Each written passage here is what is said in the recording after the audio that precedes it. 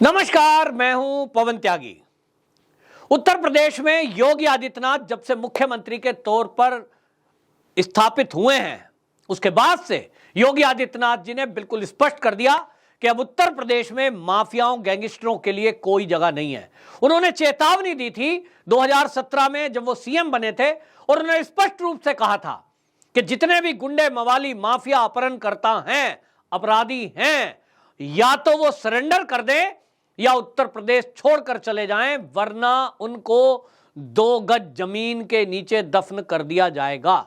ये शब्द योगी आदित्यनाथ जी ने जब बोले थे, उसके बाद जिस तरह की कार्रवाई पुलिस ने की, उसके कारण माफियाओं में योगी का भय इतना हो गया कि लोग खुद से तख्ती लगाकर थानों में सरेंडर करने के लिए पहुंचने लगे। योगी आदित्यनाथ जी कितने सख्त हैं, इसका उन्होंने पहले ही बता दिया था, और 2017 के बाद उन्होंने कानून में परिवर्तन किया और यह कानून बना दिया कि यदि कोई गुंडा, मवाली, माफिया है, गैंगस्टर है, तो गैंगस्टर एक्ट लगाकर उस पर कार्रवाई की जाएगी। और उसमें ऐसे प्रावधान किए कि जो गैंगस्टर हैं उनकी संपत्ति भी जब्त कर ली जाएगी, मकान बना हुआ है तो बुलडोजर चला दिया जाएगा। और इसके बाद से योगी आदित्यनाथ को बुलडोजर बाबा के नाम से पुकारा जाने लगा। लेकिन अभी हाल ही में प्रयागराज के अंदर एक घटना होती है, और उस घटना में सरेआम उमेश पाल की हत्या कर दी गई। और उमेश पाल वही व्यक्ति है जो विधायक राजू पाल की हत्या में गवाह था। और ये जो राजू पाल विधायक है, इसकी हत्या के पीछे अतीक का हाथ माना जा रहा था। और तभी से ये माना जा रहा था कि जितने भी केसों में अतीक अहमद का हाथ होता है, ये माफिया यूं तो पिछले काफी सालों से जेल के अंदर बंद है, लेकिन जेल के अंदर से ही ये गैंग चलाता है और इसके शूटर वहां वसूली करते हैं, आतंक का पर्याय बने हुए हैं। और इसी को लेकर बाबा जी ने ऐसी कार्रवाई की है कि अभी तक अतीक अहमद की, आपको बता दूं, 400 करोड़ से अधिक की संपत्ति को जब्त किया है। यह पिछले 5 साल का आंकड़ा है। योगी जी ने बिल्कुल जता दिया कि कितना भी बड़ा गैंगस्टर, माफिया क्यों ना हो, बख्शा नहीं जाएगा। जहां एक तरफ अतीक अहमद के रिश्तेदार, बहन और जो बाकी उसके गुर्गे हैं, उन सब के ऊपर कार्रवाई हुई, एनकाउंटर में मार गिराए गए। वहीं आपको याद होगा मुख्तार अंसारी, वो भी गुहार लगा रहे थे कि साहब जो है मुझे मार दिया जाएगा, गाड़ी पलट जाएगी, और किस तरह का अरेंजमेंट किया कि सुरक्षित जेल तक पहुंच जाए। अब जो प्रयागराज की घटना है, इसको लेकर के योगी आदित्यनाथ जी की खुली चेतावनी थी, और उन्होंने घोषणा ये उत्तर प्रदेश की विधानसभा में कर दी थी कि जो भी इस तरह के हत्या में शामिल हैं, जिन्होंने ये उमेश पाल की हत्या की है, उनको मिट्टी में मिला दिया जाएगा। ये वर्ड खाली एक डायलॉग नहीं था, सुनने में ये लगेगा कि कोई हीरो किसी फिल्म में कोई डायलॉग बोल रहा है। समाजवादी पार्टी के लोग इसका मजाक बना रहे थे कि योगी आदित्यनाथ जी का बुलडोजर कहां गया, योगी आदित्यनाथ जी की पुलिस कहां गई, देखिए सरेआम बमबाजी हो रही है, देखिए सरेआम लोगों को शूट किया जा रहा है। लेकिन जब उत्तर प्रदेश की पुलिस ने यह जांच शुरू की, तो पता चला कि जो शूटर हैं, अतीक अहमद के जो गुर्गे हैं, उनका संबंध तो समाजवादी पार्टी से है। उस पर समाजवादी पार्टी कह रही है फोटो खिंचवाने से कोई निकटता थोड़ा ही हो जाती है।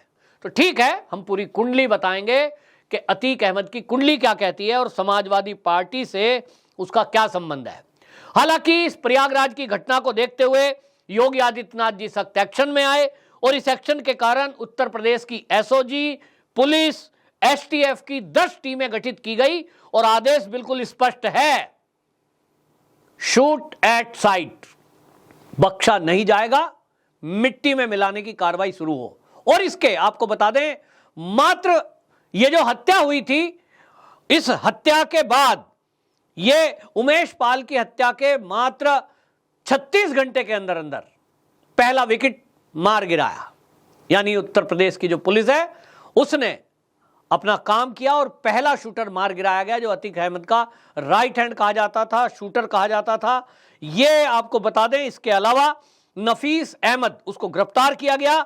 इसकी एक बिरयानी की शॉप थी, ईटॉन, और ये ईटॉन दुकान आपको ध्यान में आएगा जब सीएए का विरोध चल रहा था, उस समय ये बंदा जो वहां धरने प्रदर्शन पर थे, तो उनको फ्री में बिरयानी खिलाता था। तो नाम आया कि भाई ये आदमी आखिरकार फ्री बिरयानी खिला रहा है, इसके पास इतना पैसा कहां से आ रहा है। उस समय जांच हुई और यूपी की पुलिस ने और प्रशासन ने जब जांच की तो पाया कि पीछे पीएफआई का हाथ है, और इसीलिए ये जो नफीस अहमद है, इसकी जो दुकान थी बिरयानी की, उसको गिरा दिया गया था। लेकिन इसके बाद इसने एक बड़ा सा शोरूम उसके बराबर में ही यानी जमीन लेकर एक और बड़ी दुकान खोली।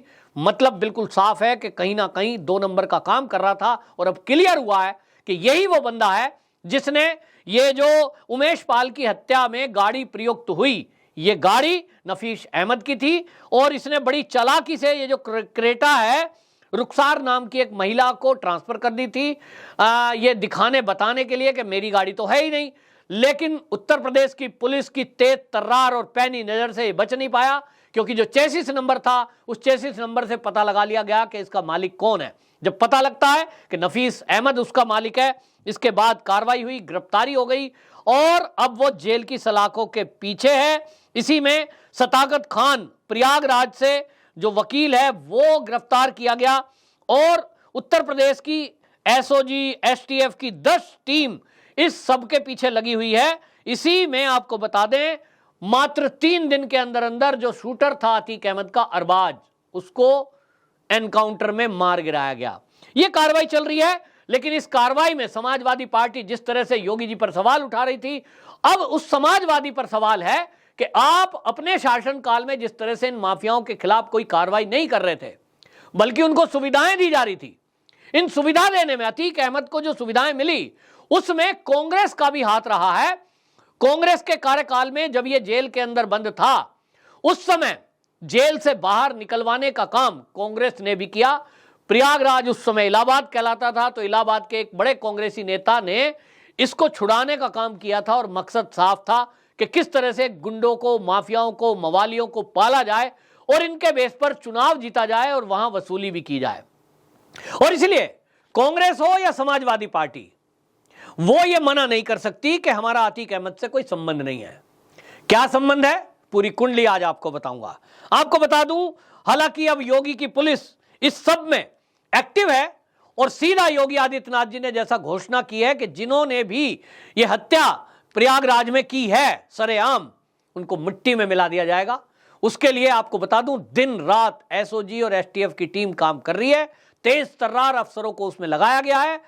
कई आईपीएस अधिकारी को प्रयागराज में ही डेरा डालने का आदेश योगी जी ने दिया है, यानी वो घर भी नहीं जा रहे हैं, वहीं से ऑपरेशन को पूरा अंजाम दिया जा रहा है, एक के बाद एक। अब इसी में अतीक अहमद हालांकि जेल के अंदर बंद है, साबरमती जेल गुजरात में बंद है। वो जेल के अंदर से बैठा हुआ किस तरह से अपने गुर्गों के जरिए हत्याएं करा रहा है, और अब उसकी जो पत्नी है वो अब कोर्ट में एप्लीकेशन लेकर गई है कि उत्तर प्रदेश की पुलिस, जो ये हत्या हुई है उमेश पाल की, इस हत्या में हमारे खिलाफ, हमारे परिवार के खिलाफ कई धाराओं में केस दर्ज कर दिया है, और मेरे 2 नाबालिग बेटों को उठाकर पुलिस ले गई, पता नहीं कहां ले गई। तो अतीक की पत्नी जो है साइस्ता, उसने एक एप्लीकेशन कोर्ट में लगाई है, इलाहाबाद की, यानी इलाहाबाद हाई कोर्ट में, और उसने कहा है कि धूमनगंज की जो पुलिस है वो मेरे 2 नाबालिग बेटे एजम अहमद और अबान अहमद, इनको उठा के ले गई है, और हमें बताया नहीं जा रहा है कि ये हैं कहां। एप्लीकेशन लगाई गई है, उस पर क्या होगा ये बाद की बात है। लेकिन आपको बता दूं कि अतीक अहमद का खौफ उत्तर प्रदेश में इतना था कि एक बार जमानत अर्जी पर लेकर सुनवाई करने को लेकर 10 जजों ने अतीक अहमद केस की सुनवाई करने को मना कर दिया था। 10 जज अपने आप को उसके दहशत के कारण अलग कर चुके, क्योंकि वो जानते थे कि जो भी इसके बीच में आता है ये उसकी हत्याएं करा देता है। हत्या की इतनी लंबी फहरिस्त है कि अगर बताएंगे बहुत लंबा समय लगेगा, लेकिन शॉर्ट में मैं आपको बताता हूं।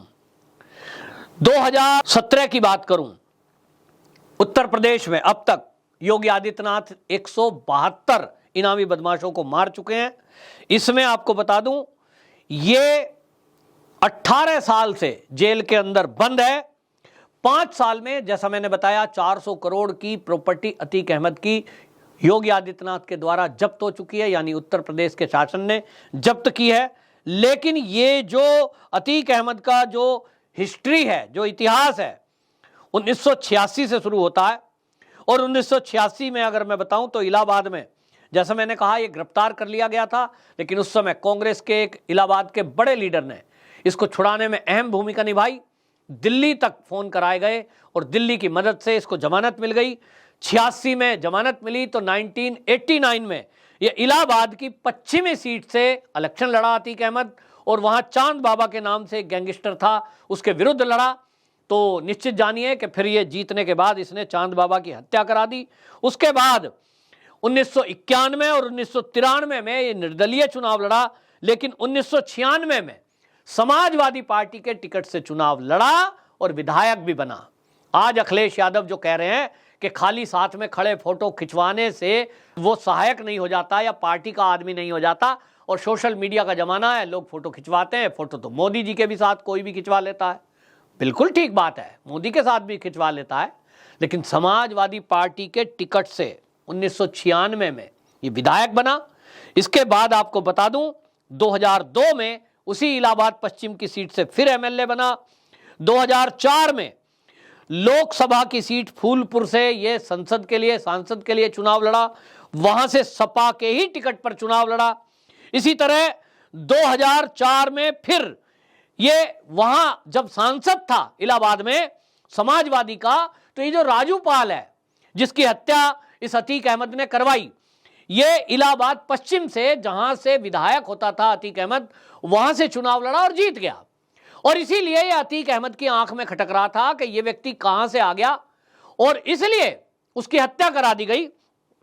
उसी केस में गवाह जो था ये उमेश पाल था, जिसकी हत्या अब बम और गोली कांड आपने देखा है। इसके बाद आपको बता दूं, ये जैसे मैंने कहा कि राजू पाल 2004 में जहां से अतीक अहमद लड़ता था इलाहाबाद पश्चिम से, उस सीट से एमएलए बन गया, लेकिन 25 जनवरी 2005 को लगभग 1 साल के अंदर ही राजू पाल की हत्या कर दी। और इसके लिए आपको बता दूं 2012 का वो किस्सा है जब जेल के अंदर बंद अतीक अहमद ने अपनी एप्लीकेशन दी, अर्जी दी कि मुझे चुनाव लड़ना है, तो इसको कोई छोड़ने को तैयार नहीं था, क्योंकि 100 से अधिक मुकदमे इसके खिलाफ दर्ज हैं, गंभीर खूंखार है, गैंग चलाता है, और इसके सामने जो भी खड़ा हो उसकी हत्या कर देता है या करा देता है। इसको लेकर जमानत देने को कोई जज तैयार नहीं था, लेकिन दहशत इतनी थी कि जजों ने अपने आप को अलग कर लिया। 10 जजों ने अपने आप को इस एप्लीकेशन से अलग किया, यानी इस केस की सुनवाई से। 11वां जज जो आया उसने इसको जमानत दे दी। इसी से आप समझिए कि न्यायपालिका में भी किस तरह का भय इसने व्याप्त कर रखा था। कहते हैं कि न्यायपालिका अपने आप में आजाद है, लेकिन यह है दहशत, क्योंकि जजों को भी आम समाज में रहना है। उस समय उत्तर प्रदेश का जो माहौल था उसमें कोई ये नहीं कह सकता था कि हाँ भाई जजों की भी जान की सुरक्षा दी जाएगी। लेकिन आपको बता दूं कि ये अब 2017 के बाद से माहौल बदला। तो 2019 में यही अतीक फिर से मोदी जी के खिलाफ वाराणसी से सांसद के सामने चुनाव में ये उतरा, लेकिन अब ये भले ही साबरमती जेल में बंद है, वहां से ये अपना गैंग चला रहा है, और इसके बेटे इस शूट आउट में जो ये हुआ है प्रयागराज में, इसमें शामिल थे। अब जिस तरह की एक्शन में उत्तर प्रदेश की पुलिस है, तो निश्चित जानिए कि एक एक जो भी आरोपी थे, जो भी आपने सीसीटीवी फुटेज में देखे, डायरेक्ट इनडायरेक्ट जो इन्वॉल्व हैं, इनकी संपत्ति भी कुर्क की जाएगी। और अब निश्चित रूप से जानिए कि इस बार ये मिट्टी में मिला के ही योगी जी इसको दम लेंगे। एनकाउंटर शुरू हो चुके हैं, और उस एनकाउंटर में आपने देखा कि जिस तरह से एनकाउंटर किया गया, उसमें अरबाज नाम का शूटर मार गिराया गया है। वो तो 3 दिन के अंदर मार दिया, बाकी का नंबर अभी बाकी है। और जो परिवार है, आपको बता दूं उमेश पाल का, वो कह रहा है खुद ही कि हमें पूरा यकीन था कि योगी जी हैं तो छोड़ेंगे नहीं। आपकी क्या राय है कमेंट बॉक्स में जरूर बताएं। वंदे मातरम।